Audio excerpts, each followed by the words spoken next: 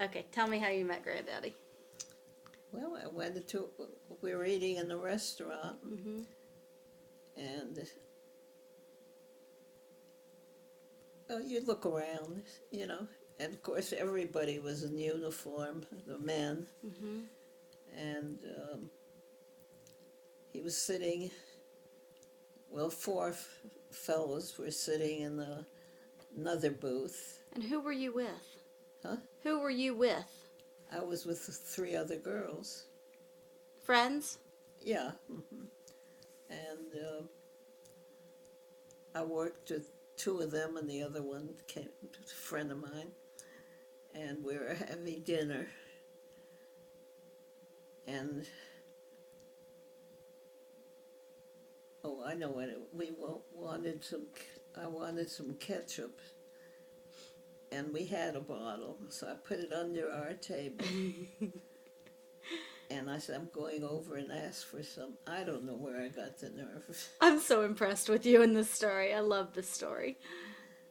And I went over there and asked if I could borrow their ketchup, but of course I asked him. He was the best looking one there anyway. And, he loaned it to me, and I took it back to our table. And every once in a while we talked back and forth. And I don't know, we just walked me home. And that was the beginning of it. And the rest is history. Mm-hmm. How long after that before he asked you to marry him? Well, I went with him for a year after that. For a year. And was this where were you? Was this in Vermont? Hmm? Was this in Vermont? Oh yeah, Burlington. Mm-hmm. And he was stationed up there? Yeah. And 40th and Allen, which is right outside Burlington. Okay. And well, he walked me home, and from there on, he always, called me. I had seen him before Mm-hmm. at the oh the Hebrew Hall. Mm-hmm. They didn't call it that; they call it something else. But they had dances there, for the troops and Right. everything.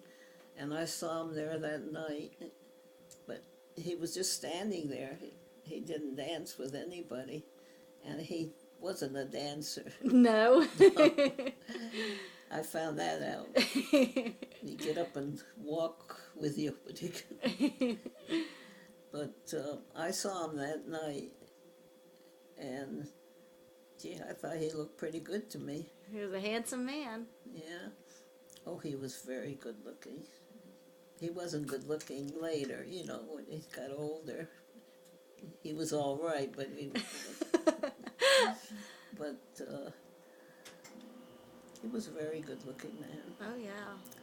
But he was around all the time till he went overseas. Did he go overseas before you got married? He wanted to get married before He went. And I didn't care, because I wasn't interested in anybody else then. But we got married in New York, Mm-hmm. and of course that night that we got married, there was a blackout in New York. Really? Mm-hmm. Oh my goodness, where were you when the blackout happened? In a restaurant. Wow. And when the lights came on, his aunt and uncle were kissing. Really? That was right after we were married. That's great. But I know that when I went to New York, he was already in New Jersey, and it was very easy. And he always had to learn somebody's, what's that number? I can't tell. Like the military? Yeah, number, their rank, and I can't I think. don't know. They wore it on the thing. Hmm. But anyway, what struck me funny, I didn't know he was Jewish, except that night in the restaurant. I looked down and I saw the H. They they had their religion on there. On their on their tags? Yeah, Really? and it said Jewish. Wow. And I was the only Jewish one I knew at that time. Yeah. But So that solidified things, though, yeah, right? yeah. Sealed the deal. But that he was Jewish, but he didn't know much about it. Because you said that his family just wasn't religious. Yeah, they were Jewish, but they just didn't pay much attention to anything. Yeah. But I don't know where the things are. I got from his aunt. She gave me all the burial things, everything from the whole family. Oh, really? And I had a thing that full of it. I can't find it. It's not in the, they can't find it. It wasn't in the storage stuff? Oh, no. Unless I gave it to Warren, you know. Yeah, maybe I you may did. have, but I don't think so. But Well, we should look again. Did Daddy look through all the storage stuff? Daddy looked through all the storage? yeah, it wasn't in there. It wasn't in there. Well, I don't think he went through all the boxes because the girl put it all together. Right. The girl who worked, and she didn't mark everything. But maybe, but I don't think it was there because it wasn't in my apartment. Oh, what a shame. I don't know where it is. Unless Warren got it, and that might as well nobody have it because he doesn't know if he's coming or going anyway. No.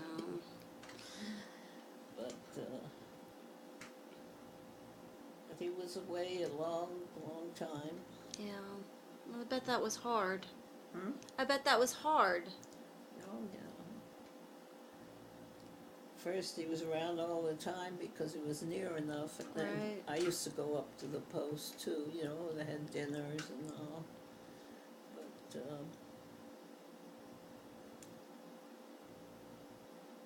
and we went to New York a lot. When he was in New Jersey, you would go to New York and No, see him? when he was,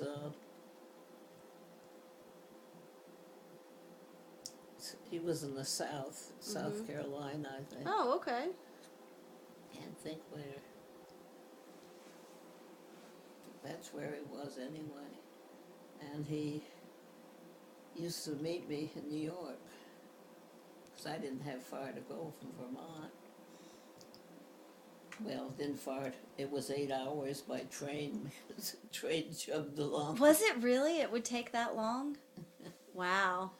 And I'd take off from work and then I'd get back to work the next day. But once he went to New Jersey, he was there waiting to go every day. Right.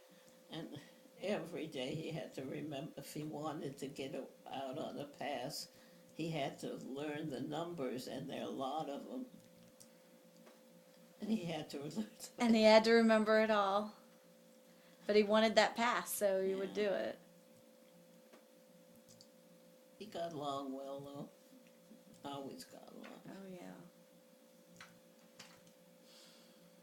But we had a lot of fun in between, but I can't remember. Did he write you letters while he was gone? I've got one box of them here. Do you really? While he was in the country, but the box that have all out of country letters, I can't find. Oh, no. Couldn't find it. I bet it's in the storage somewhere. I'll come back and look. Maybe when we come back in December, Daddy can let me into the storage unit. I don't know how. For one thing, I don't know why they kept storage this long. Yeah. They're paying for storage. Because you've got so much stuff. Junk. Oh, the letters aren't junk. Well, no. And you've got pictures I've got the pictures. that I haven't got. And at first I wanted Raymond to make a thing for it, but it's no use now, Yeah. You might as well keep them. I don't know the other girls, they'll have them, but you've got them. But I don't know. I can't tell you much else because I can't remember it. Can you, Lizzie, can you tell me about when you got Daddy? Hmm? Tell me about when you got Daddy. When you adopted Daddy. I told you about it. I told you not to say anything to anybody. Oh, you don't have to tell me anything that you don't want me to No, to I mean, repeat. I told you it before I ever mentioned it to them, Yeah, but I just wanted somebody to know about it. yeah. But I don't know. He probably says it too. I don't know. We don't really talk about it. But oh, I tried for the longest time because I lost, three baby girls, and I just didn't know what to do. But I knew I wanted children, Right. and so did he. So he said, "Look, why can't we adopt one?" So we started on that, and at that time, they try to get you to take a Jewish child, and they were very hard to get. Right. There were very few children. That were up for adoption. Yeah. They just didn't. There weren't many at all. And in Philadelphia, Mhm. um,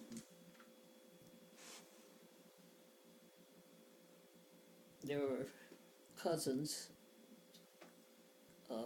Joe Walpert's son married a girl in Philadelphia, and she had a nice, very nice family. And her mother wanted me to have a chance, so she questioned it up there, and there was a baby going to be born, and they were offering it up for adoption. And I didn't care if a boy, girl, what, I wanted Just a baby. just to get a baby. And it was handled through a lawyer and everything. And then finally, months before, they they said that I would get it Mhm. unless we changed our mind, or she did. And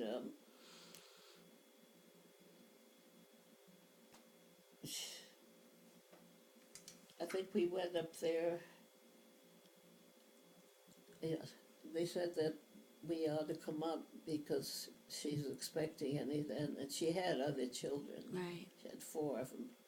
He was the 5th. And the husband was the one that really wanted the adoption more than she did. Yeah. Mothers don't like to give their children up. It's a hard But thing. he wasn't earning that much. And he just couldn't see how he could manage. So I think there was a boy, 2 girls, and then a boy, and then Michael. Mhm. And Al went with them. When we went up to Philadelphia, they told us to come up. And baby was born on the 2nd, and this was on the 3rd. Oh wow. And we started up there, and they were letting her out the 4th day. Mhm. And Al was with them, but they thought he was part of the, group that were going to take him. They didn't think that any of them there. So Al got a look at the mother and the The father, whole family. and he said she was very upset, Yeah. and don't cry. I'm not going to. You know I'm a crier. Yes. And she kept, telling him he had ridges in his ears because he had such long nails. And he was scratching in his Yeah. ears. Oh, how funny. And he was a newborn baby. Yeah. And she said it bothered her, and she always cut their nails. She didn't do, anything. So Yeah. she was telling them what they should do for him. And To make sure to take care of him. But they took the baby, took it home. And I spent a few days at the house there. In Philadelphia. Yeah. They were awfully nice. They put a crib in. For a few days it was, and then we started back home. And she right away started. She wanted him back. Yeah. But I didn't know it. And the lawyer told me, well, he loved to keep in touch. He thought Michael was great because he had an adopted child. Oh, really? Yeah. And he said that she was so upset about it. Yeah. But he didn't want her to ever know about it because it was already. It was done. And for a whole year she carried on about it. And I said, I'm going to have to give him up. I was crazy. I can't even imagine that. I could see how she felt. Yes. But I know how I felt too. Right. It was my baby. Right. All the way home in the car, trying to feed him and everything, and I was sick all the way back. And I sat in the back seat with him. Oh, Al was much better with him than I was. Was he?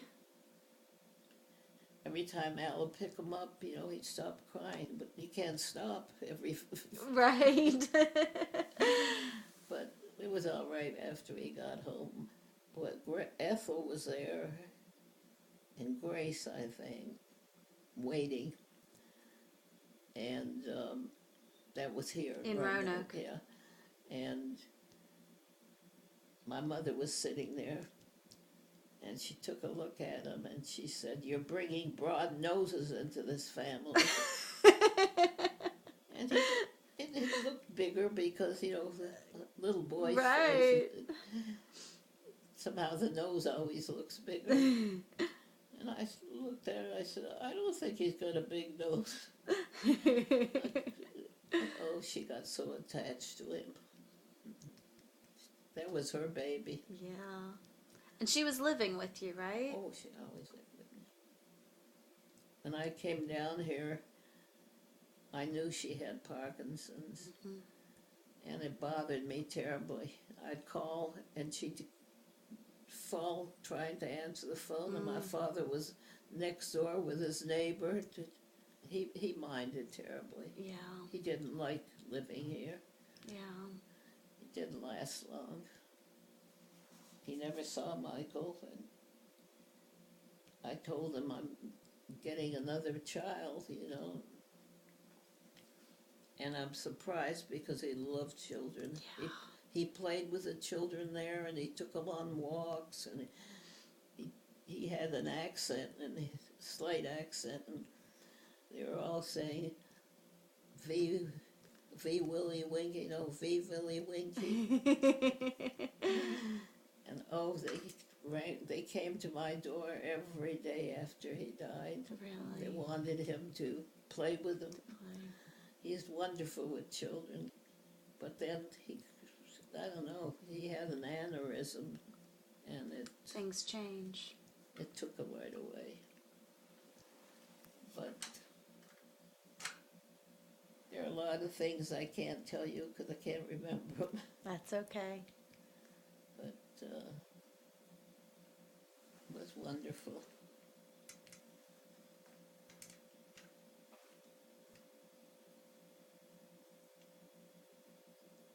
I can't think of very many things. I think Fletcher is a lot like Daddy sometimes.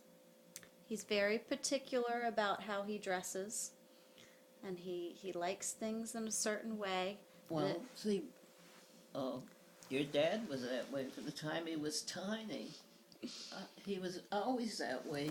He'd be in the crib, and he'd be hanging on, and he'd pull it. You had the pit diapers, Right. and he'd have it pulled down. Couldn't stand it. He was always that way. And of course, everybody in New York, Ethel and Grace and Al's out in Uncle, always send them stuff, and I couldn't use them all. Whenever our friends, Grace's, she used to go out with him, and he was a friend of the family, lived in Boston. And when I got Michael, I got 30 days clothes Oh my for the goodness. first small baby. Right, and you can only go through so much. I gave them all away. I couldn't use them, but everybody was so good about him.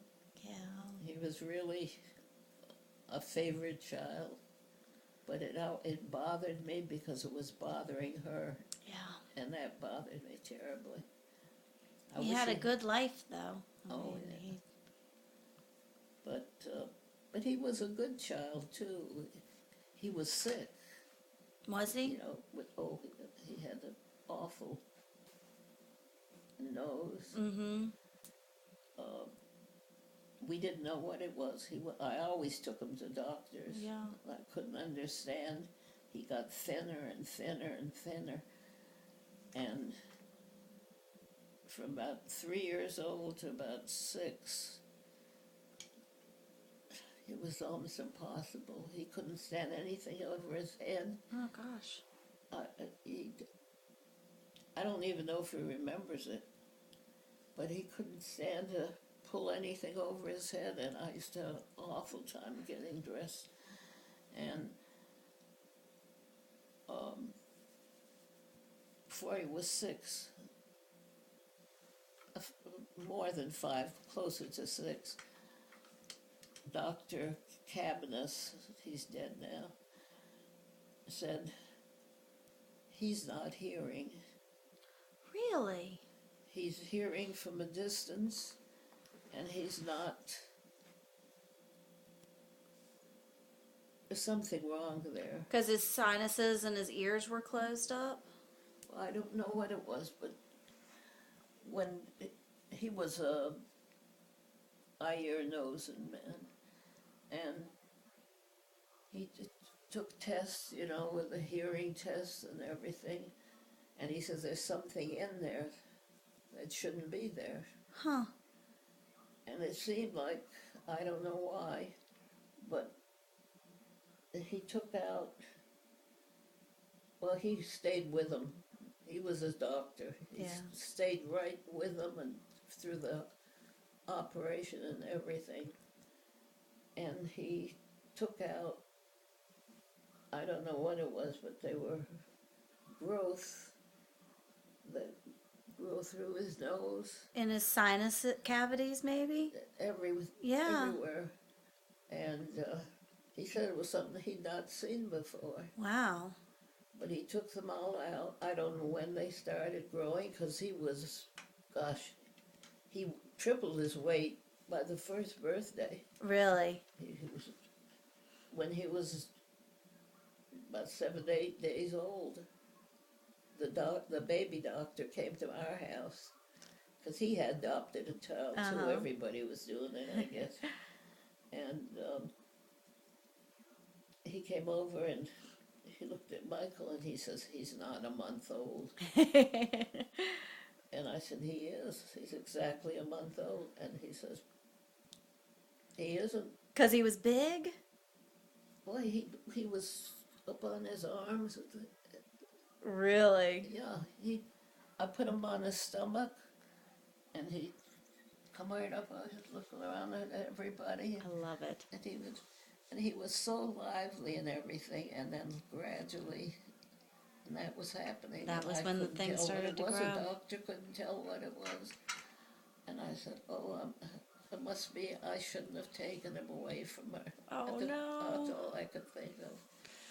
But after his 6th birthday, we went to Florida. Mm-hmm.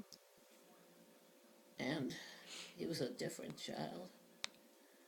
We stayed at a motel place, but the woman and the man that owned it were crazy about him. And they took him on everywhere.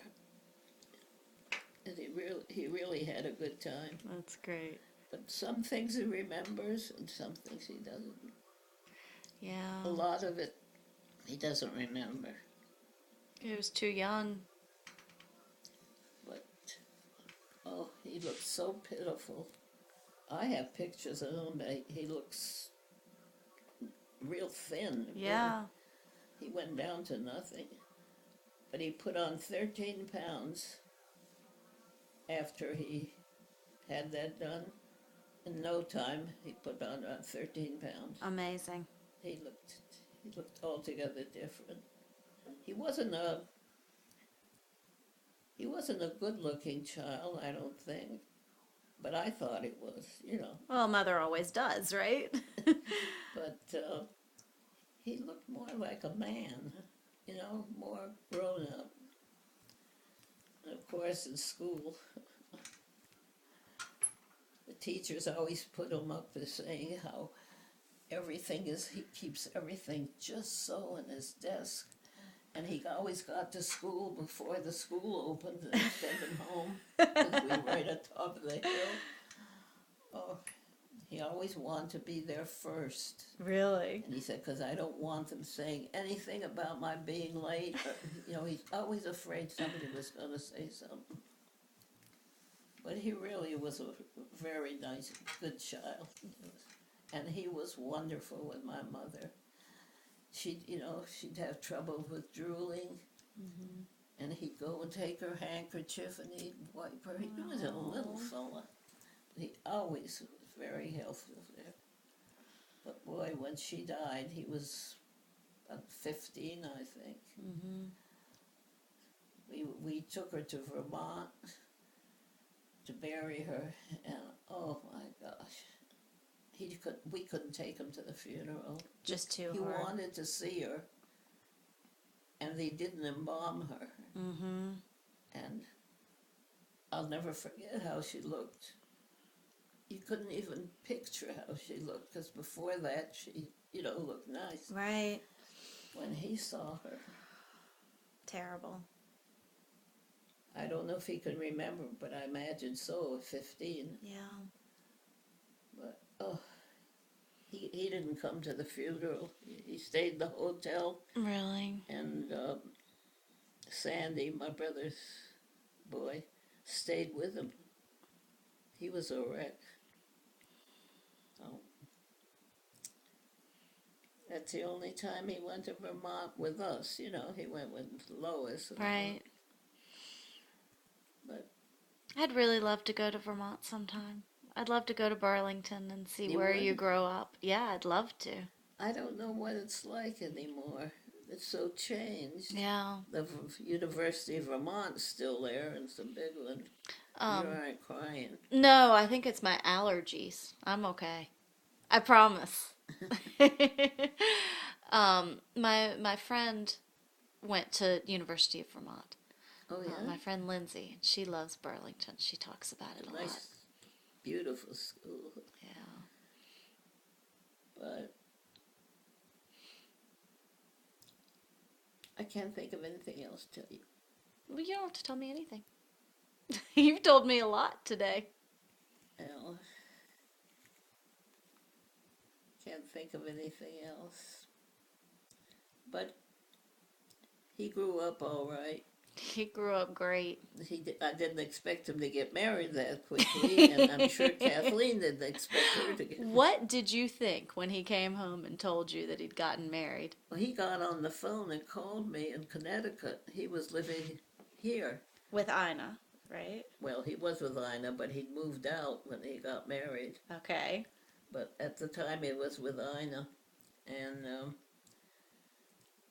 he called me. Kathleen called me. She says, I'm afraid they've run off and got married because they said they were going to do it. And Fletcher said, if she thinks she's going to do it, I'm going to lock her in her room and I'm going to keep her there because she's not going to get married because she was signed up for school too. Right. I think in Philadelphia, I don't know where. And they went after school. And did it. Took a couple of friends with them and they went to somewhere in North Carolina. I think Eden, North Carolina. And they talked somebody into marrying him. Unbelievable. Yep. And probably even more unbelievable that they're still married 40 years later. Well, they're practically the only ones. Every time I go somewhere, or they say to me, "Isn't it wonderful? Michael and Lois are married, and we thought they'd break up right away." And they say, "I went with this guy since I was 13 years old, and we split up." Yep. And they said, "None of us have stayed together." And they said, "We're so surprised because we were so sure that wouldn't work." And it did. Well, he said to me in the beginning, "This is going to work." He says, "We want it to work. We'll grow up together." You know, he talked to me like a little man. But he called me in Connecticut. And I said, "Where are you?" And he said, "I'm back in Roanoke."